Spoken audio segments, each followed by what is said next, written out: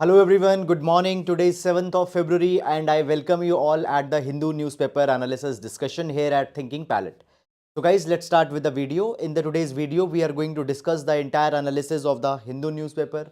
We'll see all the articles with the background as well as way forward, and I would like to tell you that if you are joining here for the first time, you can download the explainer notes of this session from our Telegram channel.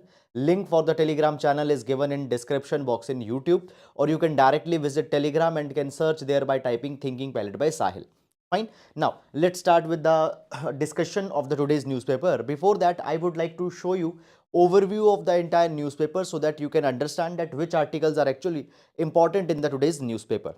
So here, the first article, Supreme Court to hear plea to annul lawyer's elevation as a judge. So basically guys, recently what has happened, the Supreme Court Collegium recommended the name of a lawyer as a judge, but there are allegations against that particular lawyer that the lawyer had made hate speeches. So to annul that recommendation, the hearing will be done. However, for examination, much important substance is not there in this article. Then further moving on, 2,600 people killed in an unfortunate event where an earthquake came in Turkey, Syria. Fine. Then UP scraps tender with Adani firm. Not important article for the examination. Then guys, moving on, in the city section, we have the regional political issues that are there. They don't make any sense for your UPSC examination. So no need to go here in these particular kind of an articles. And if you are having some different edition of the Hindu newspaper, there might be some other political news that will be there in your regional section. So usually they are not that much important for the examination. Then here guys, there is one important article, Rajasthan's open prisons helping to transform Rajasthan's open prisons helping to transform the lives of inmates. So we'll see this particular article with respect to the examination and how we can use it as a case study. We'll see that. Then further moving on, after that coming again to the political articles, etc. have been given. No need to go there. So guys, we'll move in this particular direction and we come to editorial page. So on editorial, first article, the freedom of speech and an adolescent India. We'll see this article as how we can use it for exam. Then side article, puncturing ties. So we have seen guys yesterday in newspaper that one of a Chinese balloon that was hovering over US, it has been shot down because US said that it entered into the USA's air defense zone. Moreover, it was not established that for what purpose that Chinese balloon was hovering. US had said that it was for spying purpose, but China had said this thing that it was just a for civilian purpose balloon. Fine. So this again had spoiled the relations, which is already at a lower point. Jammu village defense and governance. We'll see this particular article with respect to exam.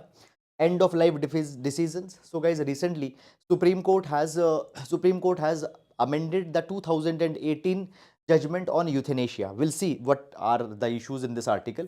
Then the demand for MG Narega work is unmet. We'll see this particular article with respect to exam. The power play ahead of polls. Fine. So basically, this is the state of play article in Karnataka. What are the political, basically, the BJP, the opposition parties, okay, and all their stakes are being discussed. Pakistan economy crumbles, forex falls, inflation soars. So basically, in the context of Pakistan, basically the onion prices, wheat flour prices, and all such things have been given. Now you are not required to go and follow these kind of microscopic data and even that of Pakistan for examination. You no need to go too much in detail here. Then further moving on, we come to text and context page. The first article, the state of ethnic democracy in Malaysia. We'll see this particular article that why there are the crisis going on in Malaysia. So we'll understand this article. Then further moving on guys to the next article, voice deepfakes, how they are generated, used, misused and differentiated. We'll see this particular article with respect to the examination. We believe in inclusivity and not exclusivity. So guys, basically the political, these are all the political articles. So Tripura elections fine are impending. So on that particular thing, the articles have been carried. No need to go too much in these particular articles, political articles. Then here, if you ignore hate crime, it will come on to you one day, Supreme Court. So Supreme Court has provided this particular thing that the hate crimes cannot be ignored and strong cognizance is to be taken for that thing. We also even have seen that how basically the hate news, fine, hate crimes and such kind of speeches that are being made, they are problematic. Then with swearing in of 5 judges, Supreme Court now just too short, full of strength, so new judges have been sworn. Okay, now you are not required to see and follow the judges who actually got appointed, what is their profile, not important for examination. Then further moving on, opposition calls for JPC probe. Now the Adani Hindenburg report, for that they are asking for the probe. Okay, then guys, further moving on. So then below we see this thing, that these tenders, etc. Here there is one important article, ST Commission. ST Commission functioning with less than 50% of its approved strength. We'll see this particular article with respect to exam. Uh, Here we see Naval LCA lands on Vikrant, first aeroplane to touch down. So basically guys, when we talk about the indigenous aircraft carrier of India, that is INS Vikrant, on INS Vikrant, we see this particular thing, that our light combat aircraft has landed here. Okay, so that is which is being provided here. Then further, here we see India, Canada, foreign ministers discuss Indo-Pacific cooperation trade. We'll see this article with respect to exam. Then the side article, just a minute. So India's growing demand offers investment opportunities, PM. We'll see this particular article also with exam, for the examination. Then coming to the world page, China lodges protest over US shooting down civilian airship. So we have seen that this balloon by the China was shot down by USA, and now that cat dog fight between US and China is going on. Fine, China says that now we can do the same things with the US also. We have the right to do the same treatment, and those things are being going on. Then India to send a disaster relief team to Turkey in a kind of a humanitarian uh, just as a humanitarian kind of an expression. India will help Turkey because of the earthquake. Salaried will surely pick up new tax regime on retirement. Fine. Now, guys, the budget has been announced. In the budget, some relaxations have been given, particularly on taxation front. For example, if you opt for a new income tax regime, you don't need to pay any income tax up till 7 lakh rupees. So basically, we have two prevailing income tax regimes, the new regime and the old regime. So which regime is suitable for what type of people? So these kind of articles, commentaries are there. No need to go too much here in these kind of an articles for your UPSC examination. Government opposes Vedanta move to offload global zinc asset to Hindustan Zinc. Fine. Then guys, again the Hindenburg and all such kind of things are going on. Okay, so much of the relevant substance articles are not there. Fine, guys, as this Hindenburg issue is going on, you are not required to follow every day the developments in this particular direction. Okay, so that is all about it. And now let's discuss these all relevant articles one by one in the detail.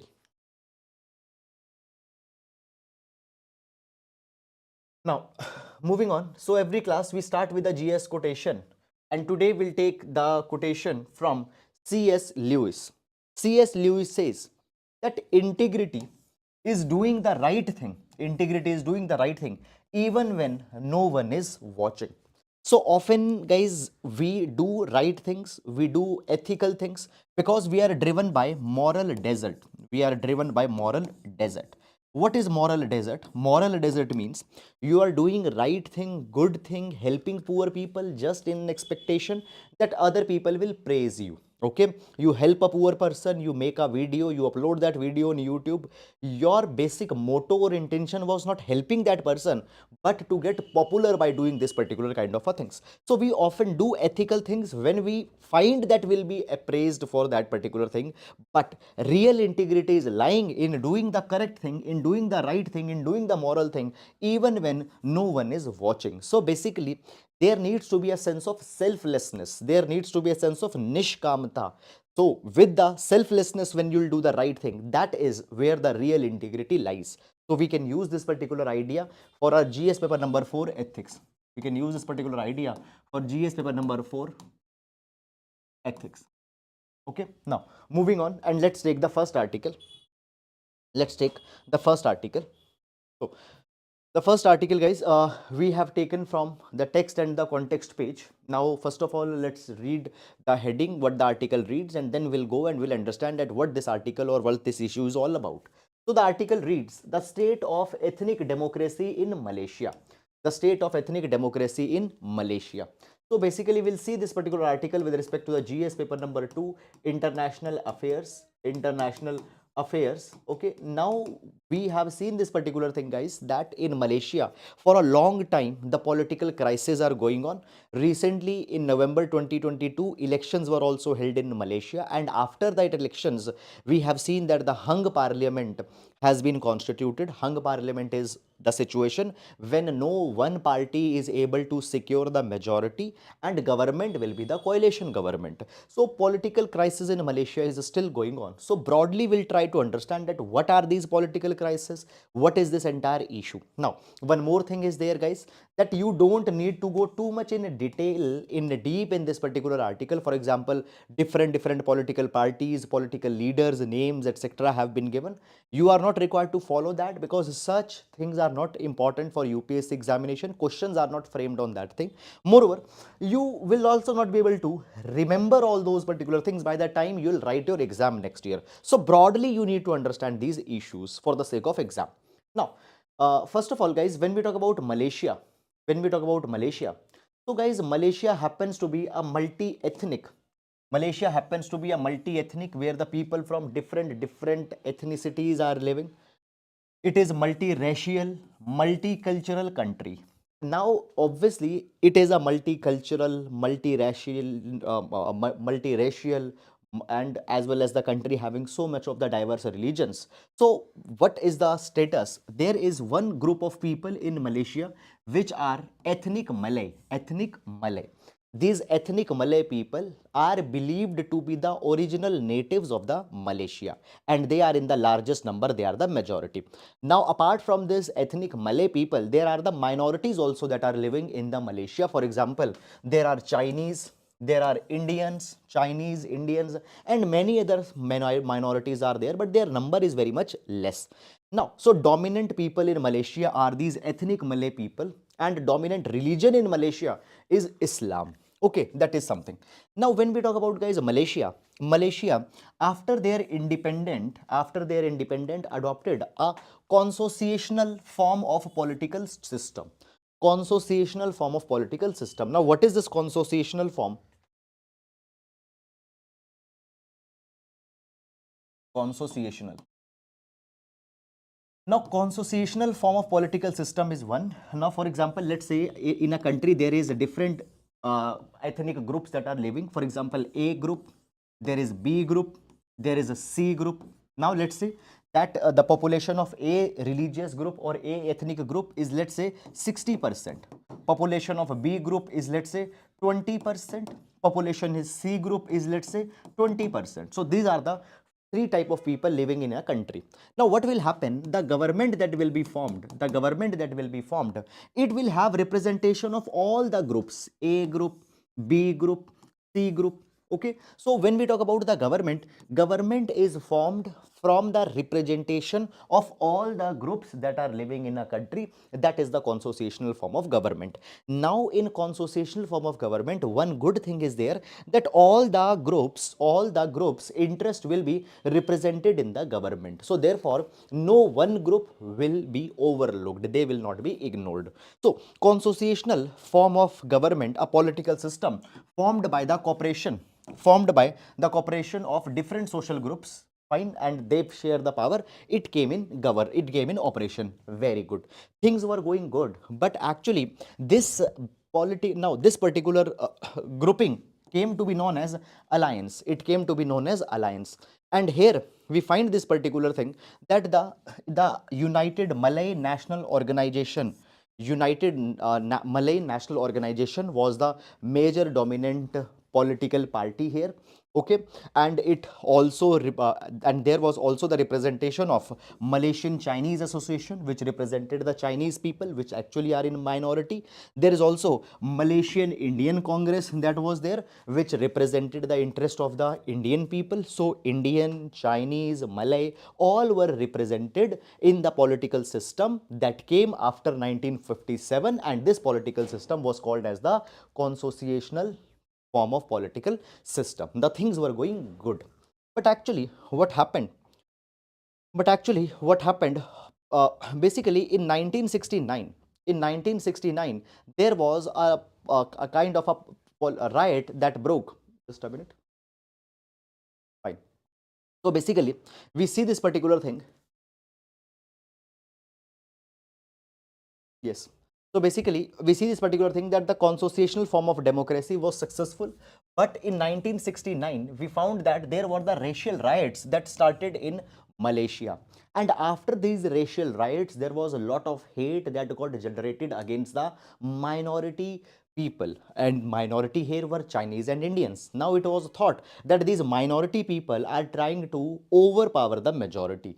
So therefore, guys, what happened? The majoritarianism, it started to become more popular after 1969, and this particular alliance, which earlier was the representative of all the ethnic minorities as well as majority, it changed itself and it became as Barisan National or the National Front. Now this Barisan National or the National Front, new form of political system that came, it started to focus only on Malay rights. Majority people, their rights, their religion, it was given more importance. And guys, here we see this particular thing. It propagated Malay dominance. Okay, indigenous majority people should be dominant. Malay language should be the dominant language. They also favored that the Islam should be the major and dominant religion. Malay culture should be the culture which should be given the most important into the public sphere. Now, obviously, because of this particular thing, who will be frustrated? Minorities will be frustrated. Minorities will be frustrated. So we found this particular thing that 1969 till the present times, the majority people, they try to become more powerful, and here UMNO that we have seen just a few minutes back, it became hegemonic political power. It became a hegemonic political power. Now, in 2018, UMNO was replaced. So UMNO was propagating the majority Malay people's dominance. It got replaced, and a new alliance came in power. A new alliance came in power, that is the PH coalition. PH coalition. Now in the start, this PH coalition provided that we will ensure that again the interest of the minorities people will be represented. But actually what had happened, even the new faction that came to the power after 2016, they have also carried the same thing which was being carried earlier. So we have seen this particular thing, that the cultural politics of UMNO earlier, it has led to the rise of political Islam, sectarianism, communalism, racism, xenophobia, polarization. All these particular things were going on. But guys, recently what has happened, 2022, recently elections have been held, and in these particular elections, what has happened, even the new Perikartan National, a kind of an alliance that has emerged. These alliances are also carrying the identity politics. They are also carrying the earlier political notions that were propagated by the UMNO. Okay, and still we see this particular thing, that basically the election is being formed on, it is basically the politics is fought on to the majoritarianism, and this is an issue which has divided Malaysia even in the present times. So these are all the problems that are still going on, that are still continuing in Malaysia. And because of this particular thing, it is being asked that in Malaysia, a democracy which is representative should be installed. Okay. So this is, guys, all about this particular entire issue. I hope that you have understood it, and now we'll be moving to the next article. Now, voice deepfakes, how they are generated, used, misused, and differentiated. Now, this particular article, guys, we have taken from the text and the context page, and the article will be important for GS paper number 3. GS paper number 3, cyber security and emerging issues in cyber security. Now, first of all, we have seen in the past deep fakes. In past, we have seen deep fakes. Okay. Now, guys, understanding what is a deep fake, first of all. So deep fake is a synthetic media. Deep fake is a synthetic video. In this particular video, what will happen? A particular person can be shown fine doing certain things which he has actually never done. Now, what is a deep fake video? For example, a celebrity such as Shah Rukh Khan, a celebrity such as Shah Rukh Khan, okay, his fake video by using artificial intelligence will be prepared. And in this particular video, he will be doing certain things, he will be saying certain things which actually he has never done in his real life. So these are the doctored videos, these are the fake videos that are made by the strong artificial intelligence programs. So deep fakes were the videos, but now we have also seen these particular thing, that deep fake audios have also started to become a kind of a notorious thing. So in past, it has been seen that many of the celebrities, their deep voice samples have been prepared and they have been shared on the social media. This is becoming a kind of a phenomena which might bring many of the challenges and issues in the times to come. Now, first of all, what do we technically mean by a voice deepfake? So, voice deepfake a voice deepfake is a voice sample which mimics a real person's voice. Now, that voice can replicate the tonality. Now, guys, we have a specific tone, we have a specific accent, we have a specific cadence. Okay, cadence is that how we modulate our voice. Modulation, for example, certain words I will be speaking in high pitch, some words I will be speaking in low pitch. So how a person modulates voice, what is an accent of a person? Now my accent is different, the accent of some another person speaking, let's say, the English, it will be different. So it can copy the tone, the accent, the cadence, that is the modulation of a person's voice, and on that particular basis they can create the voice clones, they can create the synthetic voices, and these synthetic voices can be used to defraud users. Their identity can be stolen. Here we can see an example what happened in 2020. A manager in one of a bank in UAE received a telephonic call, and that telephonic call, fine, on that telephonic call the person said that I am the company's director, and that voice also matched with the real voice of the director. So the manager believed that yes, really the director is speaking, and what happened, he allowed the transfer of $35 million, and later it was found that it was a deep fake voice, it was a voice clone. Fine, the it was provided this particular thing that it was not the call from a company director, rather it was a fake audio, it was a kind of a voice clone, it was a deep fake audio. So these kind of issues have happened, and because of such kind of a things, many such kind guys, the identity frauds, cyber frauds have also happened. Few days back, if you remember, we have seen one particular article, and that particular article advocated this particular idea that now for the authentication, what we can do, rather than asking for OTP, voice note can be asked. For example, a person will call you if you want to authenticate a transaction, and will ask you certain questions, and they'll try to check that whether your voice matches with the sample that they have. So this is the voice verification. So in these voice verification, such kind of a deep fake voice samples can be used to steal a particular person's credentials.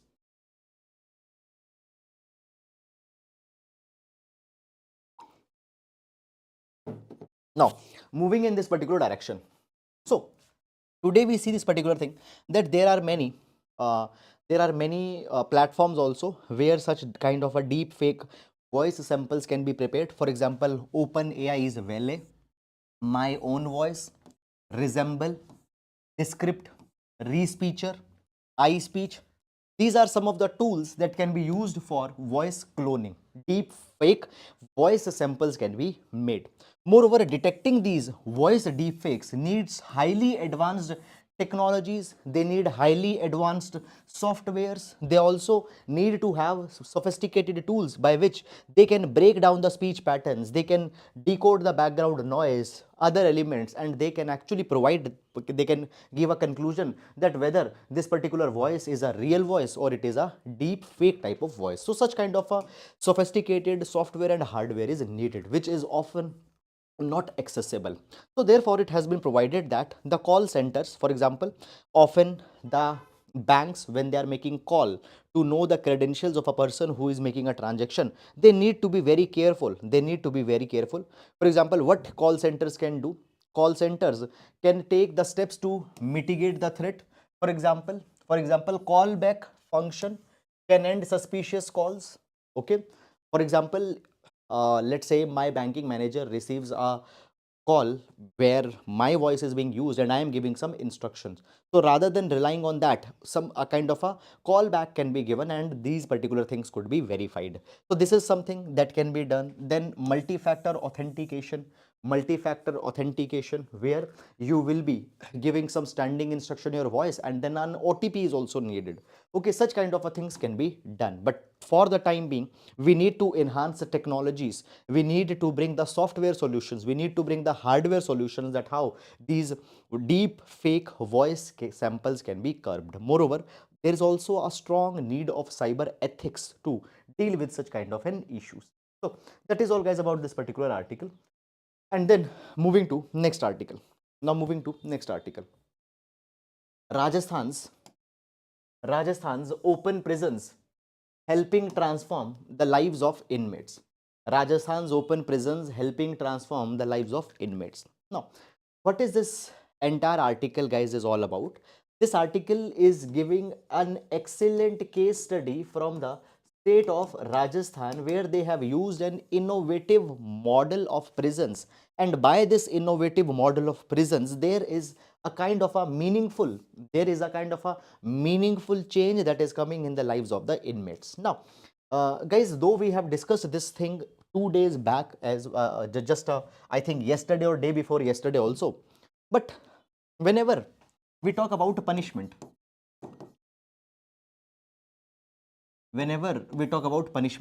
so I told you already, let's revise it again, that punishment is based on certain basic theories. Number one, punishment can be based on the idea of retribution,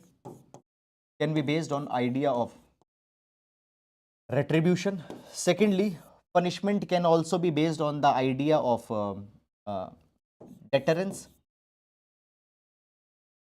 And thirdly, the idea of punishment is based on reform. There can be reformative theory of punishment. Now, retribution theory of punishment punishes a person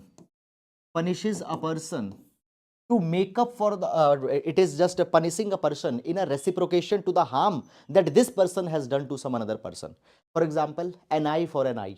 Okay, you punched a person, then you will receive a punch. Why? Because you have done the same thing. So retribution works on the principle of an eye for an eye. Okay, you harmed a person, now you will be given some punishment to make up for that harm that you have done. Retribution. What is a deterrence? In deterrence, far more punishment can be far more punishment will be given compared to the crime that a person has done. So there is a popular saying that you are not being punished because you have stolen a sheep, rather you are being punished so that no sheep is stolen in the future. Fine, you are not being punished for the sheep that you have stolen, okay, rather you are being punished so that nobody else steals the sheep in the future. You are being punished to create an example. So deterrence, in deterrence, the punishment more than your crime can also be given. And then the third punishment is also based on the theory of reformation means that a person committed a mistake, now we are punishing the person so that a person realizes the mistake that he had committed and changes himself, his personality is changed. So that is reformation. Now, guys, when we talk about India's system of punishment largely focuses on reformation. We wanted to bring a genuine change in the people. We are not punishing them because we need to harm you because you did some crime. We are not punishing them so that an example can be created out of that, because obviously for that thing far more punishment has to be given. Rather, we are punishing just to bring the reform in the people's lives. But often we see this particular thing that Indian prisons they fail to bring such kind of a reform. Why? Because the focus on such heart changing things is not there. People become even more hardened criminals when they go in the jail. Now here Rajasthan has done a kind of a notable intervention. Okay, now what is the concept? There are the open prisons in Rajasthan. These open prisons, they don't have any boundary wall, they don't have any kind of an elaborate systems where the people will be locked up in a kind of a room. Fine. So basically, how these particular jail premises functions, first of all, let's see this particular thing. So basically, in Rajasthan, There are the jails where there is a community land. There is a community land. People are living on this particular piece of land, and they are free to go to nearby towns. They are free to go to nearby towns during the daytime where they can earn a livelihood. In morning, there will be a roll call that will be made. In morning, there will be a roll call that will be made. In evening, the roll call will be made. People need to give their attendance. Okay, they will live on this particular piece of land with their family members. They will live on this piece of land with their family members, and then they can go in the daytime, okay, for the job and such kind of a work. Now here, basically guys, it has been provided that in these type of prisons, when there are no boundary walls, okay, the people have actually become reformed. They are becoming ethical. They are realizing their mistake responsibly. They are doing their work. They are not repeating the crimes. And according to the data, not even a single person has escaped from this particular kind of an open prisons, this prison that are being operated in Rajasthan. Now here it has, there are many such kind of a benefits, and I'll connect that particular thing also with the criminal justice system reforms. So basically guys, when we talk about the open prisons, this particular model has been adopted in Rajasthan, where the convicts stay on community land without high walls or strict surveillance. Okay, and it has been promoted as a reformative form of punishment, as a reformative form of punishment. Is it clear now? The prisoners who have completed 1/3 of their sentence, okay, and the prisoners who had the track record of good conduct while they were in the regular jails, they can be shifted in these open prisons. And these open prisons are based onto the trust concept. They are based onto the concept of the trust, and since 1950s these particular prisons are operative. Now these prisons focus that crime is separate and the person who committed crime is separate. We need to hate the crime, not the person. Even Gandhiji said this thing, that hate the sin and not the sinner. Hate the sin and not the sinner. So on that particular idea, these particular jails are based upon. Now they have succeeded in facilitating the integrations of the prisoners in the society. Now recently what had happened, three of the judges of Supreme Court also, they visited an open prison in Sanganer near the Jaipur, and they found this particular thing, that there is a kind of an atmosphere in which the inmates are enjoying their freedom. They are living with their immediate family members, and this particular model has stood the test of the time. Now as we don't need so much of the personals, fine, which will be carrying the active surveillance, so it has been provided that these facilities can function, will require 92.4% less staff. It requires 92.4% less staff. Moreover, expenditure incurred on a prisoner is just 500 rupees per prisoner. Okay, and these particular kind of things are becoming effective. So the Supreme Court has also provided this particular thing, that we need to experiment such kind of an open prisons in the other parts of the country as well. Okay, now here the liberty, dignity of the prisoners have been upheld, and by this particular thing, basically what will happen, basically we will be able to bring a real reform in the lives of such kind of people. So therefore such kind of models can be experimented. Now obviously the habitual offenders, the people who are repeated offenders, they might not be put in these jails, but other categories of people who have not done such heinous crimes, or the people who have good conduct, they can be shifted to these jails. Now obviously guys, on one hand, it's also reducing the burden on the state, fine, personals, more manpower is not to be deployed, more financial resources are not to be deployed, but at the end, at the same time, it also is recognizing the inherent potential of a man to reform. Okay, so this is guys all about this particular article. Fine, guys, just I want to know that what you believe, whether these kind of models be successful across the country or not. Please do write in the comment box. Okay, sir, where you got this article? So I hope that you are talking about the previous article. So that is in the text and the context page. Fine. Now, if you are having some different edition of the Hindu newspaper, sometimes it is towards the last. Fine. So do check there. Now, next article, end of life decision. End of life decision. Now, what this particular article, guys, is all about?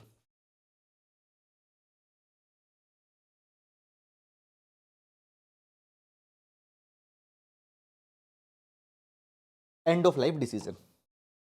Now, before going in this particular article, we'll take some of a background information. We'll take some of Background info.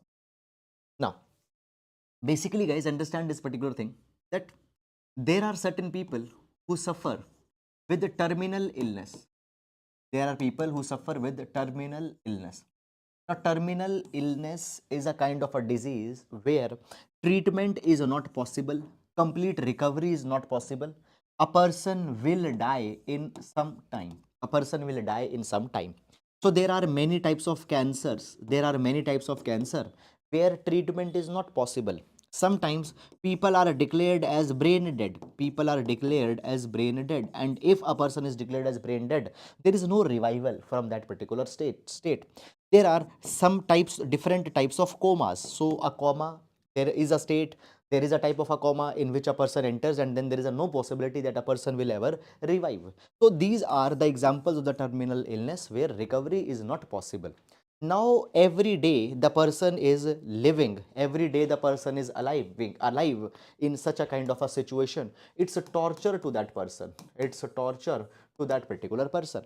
So therefore, in these particular cases, can we give death to that person? Can we give death to this particular person? The person is all every day in the pain. Person is not able to express himself or herself. So giving death might be dignified in these particular kind of cases. So first of all, we have article number 21 of the Indian Constitution. Article 21 gives the right to life.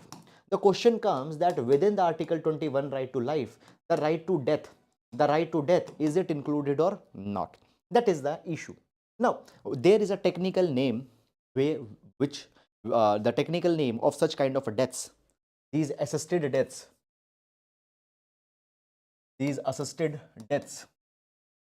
they are called as euthanasia. Euthanasia. Now, when we talk about euthanasia, guys, there can be two types of euthanasia. There can be active euthanasia. And then there can be passive euthanasia. Now, what is active euthanasia and passive euthanasia? What is the difference between that? Active euthanasia is giving a lethal substance, giving an injection or any such kind of a thing to a person who is not able to recover. Passive euthanasia is not to give a lethal substance, is not to give an injection, but passive euthanasia means withdrawing the life support of a person on which the person was dependent. For example, if a person is living on it is surviving on ventilator, switching off that ventilator, that is passive euthanasia. Now, what type of euthanasia is allowed? So when we talk about India, guys, in India, active euthanasia is not allowed. In India, active euthanasia is not allowed, but passive euthanasia is allowed. Passive euthanasia can be given. Now, for the passive euthanasia, the detailed guidelines have been given by Supreme Court in 2018. Detailed guidelines have been given by the Supreme Court for the passive euthanasia in 2018. Now, these 2018 guidelines have now got changed. They have got changed recently. Okay, so these 2018 guidelines have recently got changed. So we'll discuss that what are the changes that have come in this particular guideline in the article that has been given. So basically, guys, first of all, before making the sense of this particular article, you need to know this background that we have just discussed. Fine. Terminal illness. Fine. In that particular kind of a thing, article 21, it talks about right to life. But can we give the death to a person also in that particular case? So it has been ruled by the Supreme Court that yes, in such matters the death can also be given, and that death is called as euthanasia. It is also called as assisted death. Okay, and there can be two types of euthanasia, active and passive. Okay, so now, so basically, guys, in 2018, Supreme Court came with the concept of the Advanced Medical Directive. In 2018, Supreme Court came with the concept of the Advanced Medical Directive. Now, what do we mean by this Advanced Medical Directive? This Advanced Medical Directive is that, suppose there is a person, Mr. A. Now, Mr. A has got a kind of a terminal illness, and Mr. A knows that his quality of life will degrade every day. And after a few weeks or few months of time, a person will not be able to even communicate his decision. A person will not be able to communicate his decision that whether please give me death, okay, even that thing the person will not be able to tell. So what a person can do? A person can sign an advanced medical directive. Advanced medical directive. This advanced medical directive is also called as a living will. It is also called as a living will. So in this living will, the person allows the doctor that after particular time you may withdraw the life support on which I am dependent. Give me death. That is euthanasia. Passive euthanasia should be given. Not active. Passive euthanasia can be administered. So that permission is given by the person in advanced medical directive. Advanced medical directive. Now, it has been provided that there were lot of problems in the advanced medical directive that are there. Let's discuss these problems first of all. So basically, it was provided that as per 2018 judgment, if a person is giving the advanced medical directive, if a person is giving a living will, then it has to be countersigned by a judicial magistrate. Judicial magistrate. Now, countersigning by judicial magistrate become a big problem. Why? Because guys, so much of the burden that is there on the judicial officers.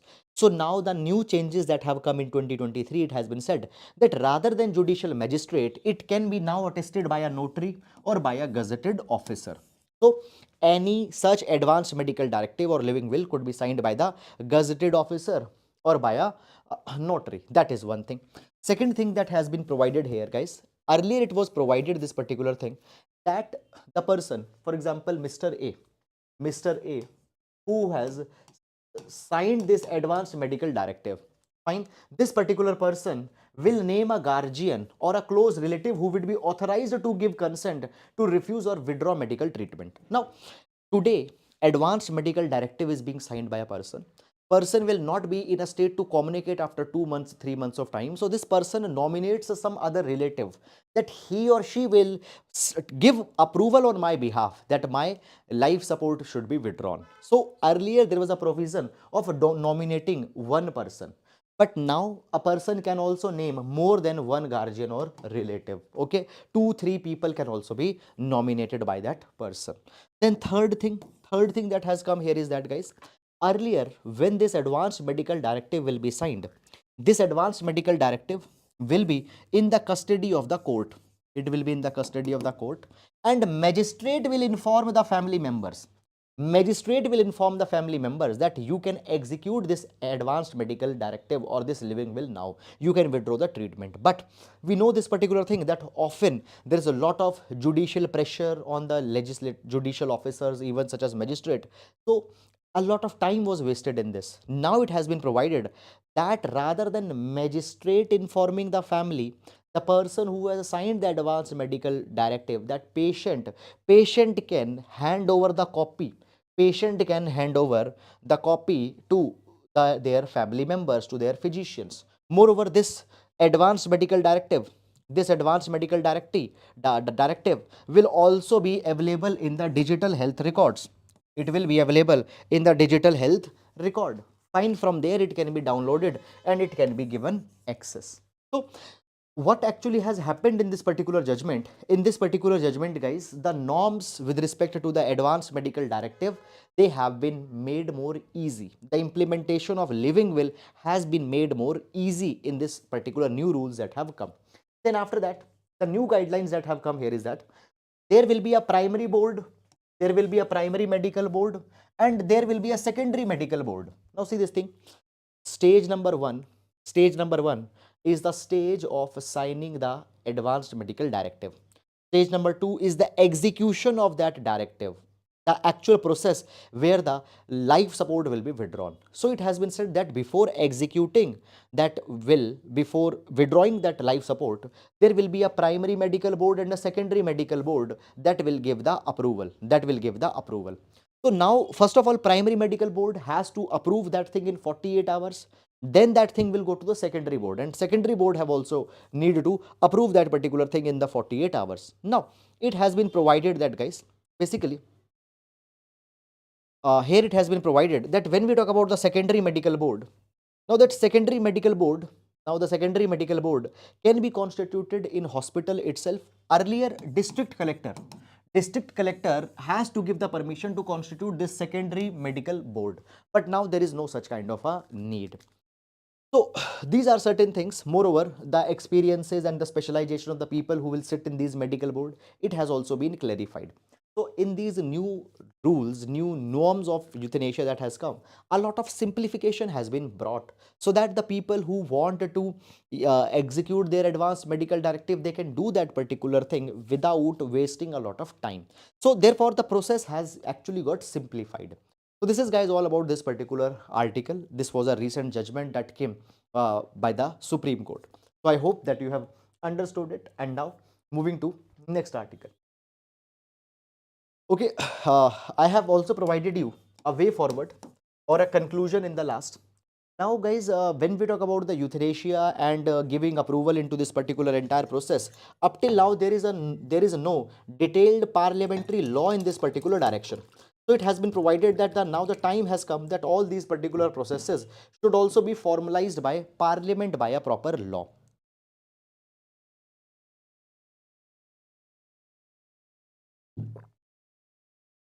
So that is all, guys, about this particular article.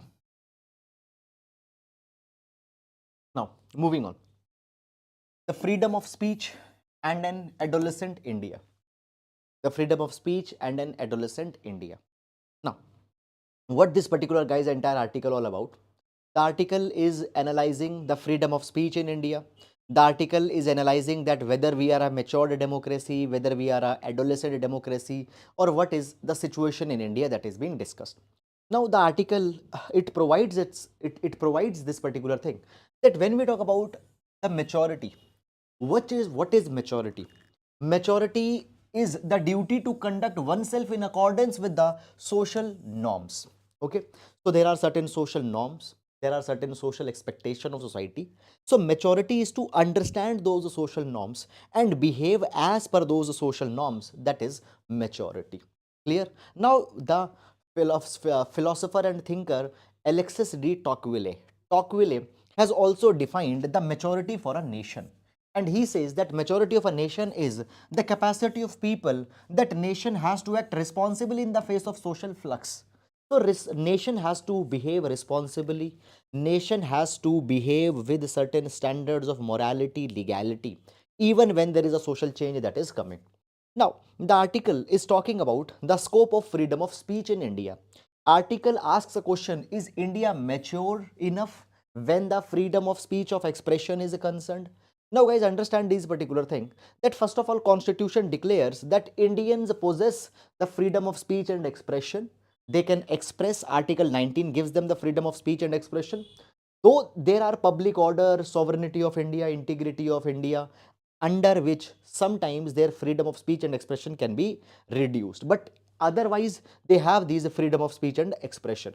Now, the next issue that comes, guys, here in this particular direction is that when we talk about the freedom of speech and expression, it is a Western idea. It is Western idea. The real, now basically it has been provided that there was a kind of a freedom of speech and expression in Greece. Fine, some freedom of speech and expression was there in the Greece, but real idea of freedom of speech and expression we found in the West, particularly the philosophers such as the Voltaire and Rousseau are the one. Now, you might have heard the famous dictum of Voltaire, where Voltaire said this particular thing very clearly, that he provided this particular thing very clearly, that I may not agree. For example, he said this thing: I wholly disapprove to what you say, and but will defend to the death your right to say it. Voltaire said this thing: I may not agree with what you say, I may not believe what you say, but I will protect your right to say so till my last breath. So, freedom of speech and expression was given most importance by Voltaire and Rousseau, and from their ideas in India also we have imported the freedom of speech and expression. Now, Dr. B.R. Ambedkar provides this particular thing, that when we talk about freedom of speech and expression in the context of India, it exists only for those who are in favor of the social order. Now, who are in the favor of social order? The people who are the upper caste, the people who are Brahmins. For them, the freedom of speech and expression exists as per Dr. B.R. Ambedkar. As per Dr. B.R. Ambedkar. Now, there are many other thinkers whose reference has also been given. For example, Bertrand Russell. Bertrand Russell says this thing, that a man's right to think, a man's right to think freely supersedes his duty to obedience of the state. A man has obedience to the state, but at the same time, man also has right to think freely. Man has a right to think freely, and his right to think freely is more important than the man's duty to the state. Now, when we talk about India, it has been said that freedom of speech is under threat in India. Today we see this particular thing, that India is transitioning from infancy to adolescence. We are transitioning from infancy to adolescence. Now, in this particular adolescence, we find this particular thing, that there is a lot strong oppositions of the Indian people who go against your freedom of speech and expression. Today, people they get offended very easily. Okay, if a person is using their freedom of speech and expression and they made some statement, other people get offended very easily, and these people who get offended, they oppose that person's freedom of speech and expression. That is one really big problem that is coming in India. It has been said that today freedom of speech is under threat, not only vertically. Vertically means not only state, not only from the state, but it is also under threat horizontally. Other fellow citizens are also opposing the freedom of speech and expression. Earlier, only the state opposed that thing, but now people are opposing that particular thing. It has been said that Indians today seek to shut down the opinions. They seek to shut down the opinions and expressions when they feel threatened by it, when they don't go in line with that. Now, in this particular direction, guys, recently Supreme Court had come with a judgment, and this judgment is a very important judgment. Supreme Court came with came out with Kaushal Kishore case. Supreme Court in Kaushal Kishore case provided that fundamental rights of Indians are not exercised vertically, but they are also exercised horizontally. Means the right of first of all, guys, as we talk about the fundamental rights, usually we believe that fundamental rights are available against the state, but Supreme Court said that no, they are not available only against the state, rather they are also available against the other individuals. They are available against the other individuals, means they are available vertically as well as they are available horizontally. Okay, this is something that has come. Okay, so right now the question before the court is that fundamental rights, can they be claimed against individuals? Yes. And this is the expansion of the horizon of fundamental rights that has happened. This is the expansion of the horizon of the fundamental rights that has happened, and this is actually very important for India. Okay, now guys, moving to the next article. So guys, I hope that it is clear, and I hope that you are able to understand. Sir, I am asking about your PDF, sir. I want fine. Dear, these explainer notes, fine, they are available at our Telegram channel. You can download the explainer notes from there. Now, moving on. The demand for MG Narega is unmet. The demand for MG Narega is unmet. So this is an editorial. Okay, so this is an editorial. The demand for MG Narega work is unmet, and this editorial will see with respect to the GS paper number 2, social justice. Now, guys, we have seen this particular article just a couple of days back also. So basically, what has happened recently, we have seen that the budget got announced, and in this particular budget, we see this particular thing. In this particular budget, we see this particular thing, that the allocation for MG Narega has come down. We see this particular thing. That out of the total budget that has been allocated to MG Narega, now MG Narega stands for Mahatma Gandhi National Rural Employment Guarantee Act, and under MG Narega scheme, every household is entitled to receive at least 100 days of paid work. Okay, 60,000 crore rupees, approximately 60,000 crore rupees have been given to MG Narega, which is just 0.2% of India's GDP. According to the World Bank economist, it is said that at least 1.6% of our GDP, at least 1.6% of our GDP equivalent needs to be at least given to MG Narega, which comes to around 2.72 lakh crore rupees. So we should actually give 2.72 lakh crore rupees under MG Narega. This is the minimum budget that is required, but how much budget we have actually given? 60,000 crore. 60,000 crore. So it has been said that budget of MG Narega has come down, which is not a good thing. Now, the article is talking about this particular thing, that when we talk about MG Narega, what's the biggest problem in MG Narega? The biggest problem in MG Narega is the wage payment delays. There is a delay in giving the wage payment. And why delay in releasing the payment? It is because often the budget is not there, money is not there in MG Narega. There are also unmet demands. Unmet demands. What is this unmet demand? See, MG Narega is a demand driven law. MG Narega is a demand driven law. It is a demand driven system. It simply means that whatever work people will demand, they have to be given work. Nobody can be refused the work under MG Narega. Now, when we talk about MG Narega, basically for the operation of MG Narega, there is one software by the name of Management Information System. Management Information System, MIS, Management Information System. In this particular MIS system, there will be the details of the people that will be feed who are demanding the MG Narega work. And here it has been provided that many number of times these officials who make the entry in MIS system, they discourage people when they don't have money in the back end to give to the MG Narega workers.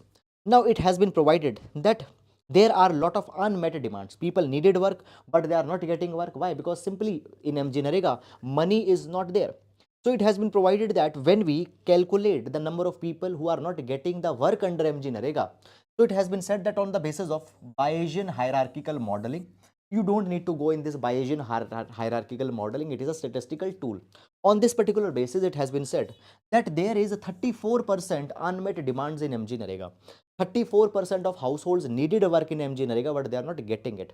But as per the government's estimates, it is just 11 to 13%. As per the government's own MIS reports, as per government's own MIS, that is the Management Information System reports, just 11 to 13% is the unmet demand, but actually it is 34%. Here also a report by Azim Premji University is given, and as per this Azim Premji University report, 39% of the households did not get even a single day work when they wanted 70 days of work on average. 39% of households which wanted 77 days of work, they don't got even a single day's work. And it has been provided that and those who got at least 1 day of work wanted 64 days of work. The people who got 1 day of work, they needed 64 days of work, and the people who wanted 77 days of work, they did not got even a single day of work. Now, you don't need to remember all this particular data, but guys, we are simply providing that there is not sufficient funding for MG Narega, and because sufficient funding is not for MG Narega, households are not getting work. Now, it has been said that Rural Development Ministry says that why we have reduced funding for MG Narega. They say that we have refused the funding in MG Narega because there is a low demand. People are not coming for work. So government says people are not coming for work, so therefore we have reduced less money. But it is other way around. Because you don't give enough money in MG Narega, people don't come for work, and now people are not coming for work, you have further reduced the funding. So this is the problem. We need to give more funding to MG Narega. This is what this particular article is talking about. Okay. So guys, I hope that you have understood this article. Now moving to next article.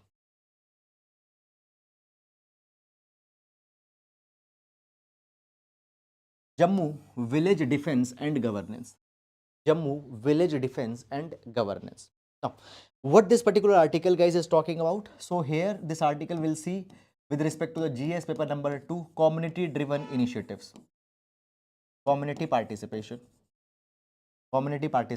civil societies, community driven initiatives. Now,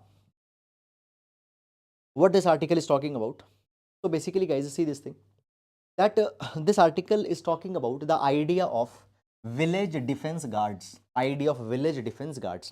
what is this village defense guards? They are also called as village defense committees. Now, these are the group of militias. These are the group of people that will guard the village in the militancy prone region from the militants. Okay, so when we talk about, guys, Jammu and Kashmir, we know this particular thing that in Jammu and Kashmir there has been a lot of militancy. So in 1990s, an idea was born in Jammu and Kashmir that a village defense guard or village defense committee will be constituted. Now these village defense guards or this village defense committees, it will be a group of local people who will protect the village against the militancy. It will consist some villagers as well, it will also consist some of the police officers. So this was the idea of village defense guard to protect the village in Jammu and Kashmir that was born in 1990. Then it got scrapped, and now again the idea of the village defense guards have got revived. Again this particular idea had got revived. Now the government has issued instructions that these village defense guards will be operationalized since in 2022. Now these village defense guards will instill a sense of self-protection in the districts, will protect them from the militancy. Now when we talk about these village defense committees or these guards, they are trained. They are trained to fight, to create a front against the militants till the security forces will arrive. Okay, so till the army, police will arrive, till then they will protect the village. It has been provided. Now, when we talk about, guys, it's provided that the idea of village defense committees or idea of the village defense guards is good, but it has also proved to be counterproductive. It has to be proved to be counterproductive. For example, what happened in the past when these village defense guards or committees were constituted, they started to abuse their authority. Often they carried the human right violation themselves. They started to abuse their authority, carried human right violations. Okay, this is a very big problem that has come. They developed the notion of power in their hands and they started to abuse it. Okay, now it has been provided that when we talk about, guys, the present scenario when again these village defense guards are being created, so basically they will be working under the superintendent of police, top to bottom approach. Top to bottom approach, superintendent of police, under his command they will be operating.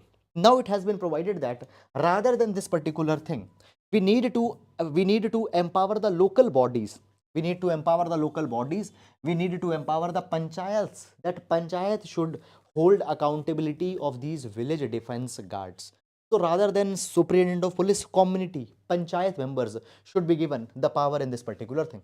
They understand the local dynamics, they understand the local conditions and how the conditions change very rapidly. In this particular capacity, guys, the panchayat should be given the power. Moreover, compulsory functions can also be given to the panchayat, such as assisting the local police in the institutional manner. So involve a panchayat, involve the local community, and by that particular thing, this entire initiative can be made much more effective.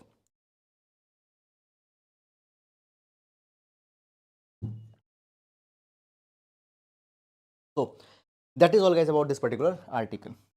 Now moving to next article. Okay, now there is a small article, guys. Now this particular article we can use in GS paper number 2, in GS paper number 2, to evaluate the functioning of the government bodies, okay, institutions, evaluate the functions of the institutions. Now this particular article is talking about National Commission for Scheduled Tribes, National Commission for Scheduled Tribes. Now article is saying this particular thing, National Commission for Scheduled Tribes. The article is saying this particular thing, that National Commission for Scheduled Tribe is functioning with less than 50% of its approved staff. 50% of approved staff. Now, when we talk about the National Commission for Scheduled Tribes, fine, National Commission for Scheduled Tribe, it happens to be the constitutional body whose specific work, specific mandate is to hear in the grievances of the scheduled tribe people, suggesting their development, suggesting the constitutional safeguards for them. Now, when we talk about the National Commission for Scheduled Tribe, okay, what was its membership? Its membership will be, there will be one chairperson, there will be one chairperson, vice chairperson, one chairperson, one vice chairperson, and there will be 3 other members. Now, 2 out of VC and members should be from the ST community. But right now, it just have the chairperson and 1 member. Chairperson and 1 member. So out of the 5 members, only 2 members are there. So it is working at less than 50% of capacity, and because of that particular thing, the National Commission for Scheduled Tribe might not be able to suggest, might not be able to recommend all the developmental things for the National Commission for Scheduled Tribe. Now, this is actually, guys, a very big problem. Even when we talk about the information commissions, we found this thing that in many of the states, information commissions are working at a less capacity, or in many of the states, they are completely defunct. So government needs to be very careful in ensuring that the appointments are made in these constitutional bodies as soon as possible. Moving to next article, here we see this thing that India Canada foreign ministers discuss Indo-Pacific cooperation trade. Now we'll see this particular article with respect to the GS paper number 2, international relations, India Canada relations. India Canada India Canada relations. Now moving on. Now guys, actually what has happened, first of all, the foreign minister of Canada has visited India. And as foreign minister of Canada has visited India, the Indian foreign minister, Mr. S. Jaishankar, Indian foreign minister and Canadian foreign minister has talked on certain converging themes, certain converging points. Now, what has happened? Indo-Pacific cooperation and trade. Indo-Pacific cooperation and trade were the top two priorities between India and Canada. So recently, India-Canada strategic dialogue has been held. India-Canada strategic dialogue has been held. Now, guys, first of all, what is the importance that Canada's foreign minister is visiting India? There is one very important reason for that thing, and the reason is that recently Canada has released their Indo-Pacific policy, has released their Indo-Pacific strategy. Now, understand this thing, guys, that nowadays more and more countries are becoming interested in Indo-Pacific. Few days back, we have seen that the France has released their Indo-Pacific strategy, and now the Canada has released the Indo-Pacific strategy. And they are saying this particular thing that there should be the free, open and inclusive Indo-Pacific, and to fulfill the idea of the free, open and inclusive Indo-Pacific, India can be the most meaningful partner. And here, guys, Canada has outrightly condemned China. Canada had said this particular thing, that China's coercive, there is a China's coercive challenge. China is becoming coercive. China is breaking the international rule-based order, and China is trying to act as a hegemon in the Indo-Pacific region. So therefore, India and Canada will collaborate. They say this thing that India and the Canada, they have shared traditions of democracy, they have shared traditions of pluralism, they have common commitment to a rule-based international order. So both of these countries will reinforce each other and will help to ensure that Indo-Pacific becomes a region of free trade, rule-based region. Moreover, guys, this particular year, India and Canada can also reset their trade relations, and there can also be early progress trade agreement that can be signed between India and Canada, by which the trade relations will be enhanced. So we need to see whether it gets signed or when it will get signed, but it is a possibility that can also happen between India and Canada. Now see this particular thing, guys, that China is a common enemy. Against China, India US cooperation, India Australia cooperation, India Canada cooperation and even India France cooperation are happening. So this is one theme that has been there. Now moving to the next article, India's growing energy demand offer investment opportunities, PM. Now, guys, in this article, there is basically you don't need to go too much in the detail, but just briefly we can see this particular article with respect to the examination. Some references have been given here. Now, first of all, guys, what has happened? Prime Minister, Prime Minister had inaugurated the India Energy Week 2023. India Energy Week 2023. And in this Indian Energy Week, Prime Minister had said this thing, that the India's energy demand will reach at 11% of the global demand. Right now, out of the total global demand, 5% energy demand is from India. Okay, and at the same time, guys, India is one of the lowest per capita emitter. It is also one of the lowest user of electricity. But over the times, the India's demand for electricity will increase and it will go to 11% of the total demand. So the demand for energy is going to increase. Demand for the country is going to increase. There is an aspirational population. There is an aspirational population that will need electricity. Okay, and they are going to demand a lot of electricity. Now, guys, to meet the electricity requirements, it has been provided that government has already started National Green Hydrogen Mission, where 1 lakh crore rupees were provided to retrieve the green hydrogen. What is green hydrogen, guys? Green hydrogen is that type of hydrogen which is retrieved by using renewable energies. Now understand this thing. When we talk about the hydrogen, we don't find hydrogen in the free form in environment. Hydrogen is found with other elements, for example H2O. Now from the water, hydrogen can be retrieved. Now how hydrogen will be retrieved from the water? By a process called as electrolysis. By a process called as electrolysis. Now what is electrolysis? In electrolysis, we will use electricity to split the water in hydrogen and oxygen, and that hydrogen will be captured. Now, as we need electricity for electrolysis, from where you are getting that electricity? If that electricity is coming from renewable sources, then the hydrogen that will be retrieved, it will be called as a green hydrogen. So 1 lakh crore rupees will be spent for green hydrogen, which now the hydrogen is an important carrier of energy, can be used for powering the vehicles and all such kind of things.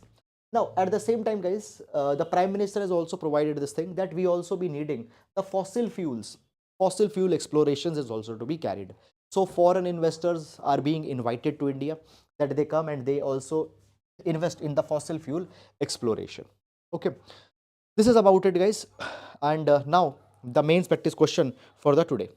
So the today's main practice question, it reads: there is a need to there is a need to strengthen urban local bodies. There is a need to strengthen urban local bodies to deal with rising pressure on urban governance. In this context, discuss the measures needed to strengthen urban local bodies in India. Now, this will be a 10 marker question for GS paper number. Okay, so that is all, guys, about this particular article. I hope, guys, that you have understood it. So that is all, guys, about this particular session. And guys, if you have liked the session, please do hit the like button, and please do subscribe to the channel if you have not done. So that is all, guys. Now we'll be meeting tomorrow. Till then, please take care of yourselves. Thank you so much.